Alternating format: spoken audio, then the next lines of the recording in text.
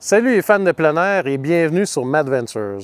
Mon nom est Mathieu et plusieurs m'ont demandé comment récolter les fameux allume-feu naturels dont j'ai fait mention et que j'ai montré dans les autres vidéos. Alors aujourd'hui, je vais vous montrer comment récolter ces fameux allume-feu. Restez à l'écoute!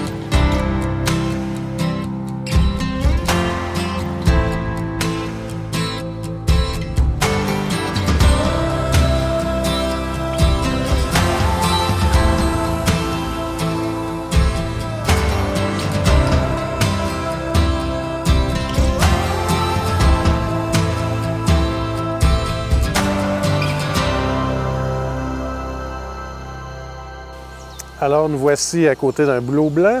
Évidemment, on le reconnaît par les écorces qui vont rouler là, dans des tubes comme ça. Facile à arracher. Évidemment, on essaie de s'attaquer à un bouleau qui est mort et non pas un bouleau vivant. Dans ce cas-ci, le bouleau est vivant, donc on va y aller juste en surface, prendre ce qui nous intéresse, les grandes retailles d'écorce qui se décrochent bien. Moi, ce que j'aime bien faire, j'ai à la taille un petit sac ici qui est facilement déployable pour faire des récoltes. Bon, ça, on peut s'en servir pour des champignons, pour toutes sortes de choses. Voilà, prêt à récolter les écorces. Juste en surface, on décroche et derrière, on voit l'écorce caractéristique du bouleau blanc. C'est un rosé saumon. Donc on y va comme ça, ce qui se détache facilement. On ne va pas forcer à arracher sous toutes les épaisseurs. Et on continue comme ça, tout ce qui nous intéresse, en laissant la protection à l'arbre.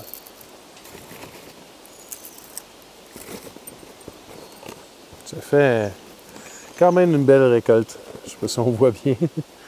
Alors, pour recueillir de l'écorce de cèdre, vous pouvez utiliser un tablier. Dans ce cas-là, moi, j'ai une espèce de mini bâche que j'utilise pour me mettre à genoux, pour recueillir des petites écorces comme ça, pour travailler le bois. Vous pouvez utiliser un vieux tablier de cuisine, ça va faire la job aussi. Vous l'attachez solidement au tronc. En le repliant comme ça, on a un beau réceptacle à écorce qu'on va frotter du dos du couteau.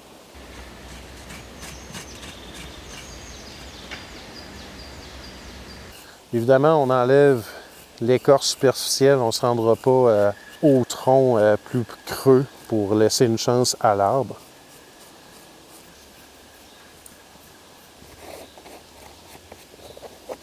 Donc ça donne une fibre bien fine qui est facile à allumer une fois bien sèche. On peut faire comme un nid pour mettre une cendre et le souffler pour le transformer en feu assez aisément. On en fait une bonne poignée, disons, softball, une balle molle. On va le faire sécher à l'air, évidemment. Le garder dans un bandana en tissu, dans la poche. La chaleur humaine va faire évaporer l'humidité. Alors, pour l'asclépiade, ici, on a quelques plants dans différents stades de développement. On a du fleuri et du non fleuri, si on s'approche. Voilà, la fleur, elle peut virer au violet aussi. Ça sent bon. Puis donc, on a un plant fleuri ici, plus loin, stade de feuilles, si vous pouvez le reconnaître dans les champs. Alors, évidemment, pour pouvoir le recueillir, il faudra attendre cet automne que la coquille se fasse et que la fleur se transforme en un duvet plus facilement allumable, comme on peut voir dans la vidéo des allume-feu naturels que vous avez à l'écran. Il faudra s'armer de patience. Ici, on a un arbre couché depuis plusieurs années. On a un potentiel de fatwood. Je ne sais pas à quel point ça va être riche en fatwood, s'il n'est pas au moins orangé ou même doré, côté miel un peu. D'après moi, c'est de l'épinette ou de la pruche. En cognant sur la branche, on peut savoir si c'est très solide, ça a résisté à la pourriture, parce que c'est un des bienfaits du fatwood, ça combat l'humidité, ça combat la pourriture des champignons. Et c'est ce qui fait que ça va être dur à scier. On va y aller, puis on va s'essayer.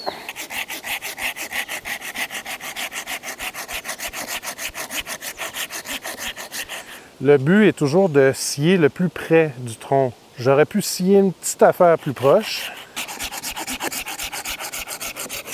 C'est pas si rouge que ça. On a un petit peu de fatwood, mais pas en grande quantité. C'est pas super odorant. On peut se réessayer dans des branches plus grosses. On va essayer un diamètre un peu plus important comparé à celle que j'ai coupée. Encore une fois, pas beaucoup de fatwood, je dirais dans le haut surtout, petite quantité.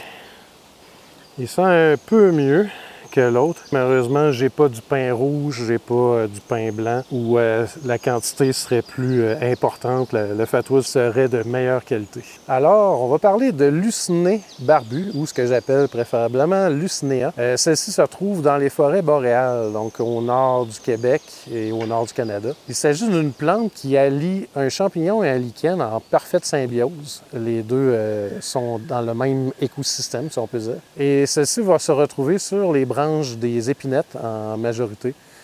Épinettes blanches, épinettes noires, épinettes grises.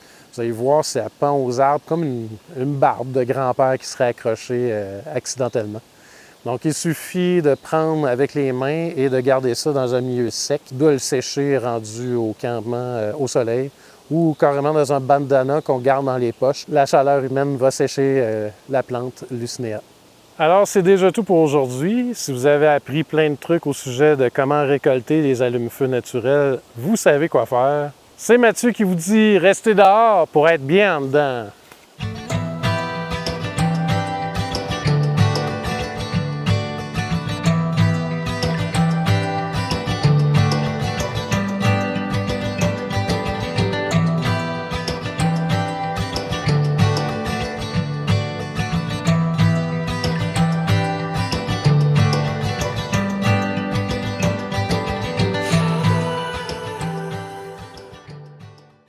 Oh, on a un ami, tourne-toi vers la droite.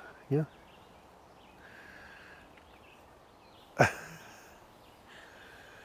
Les écureuils sont vraiment pas peureux ici, puis ça ira dans les bloopers, ça.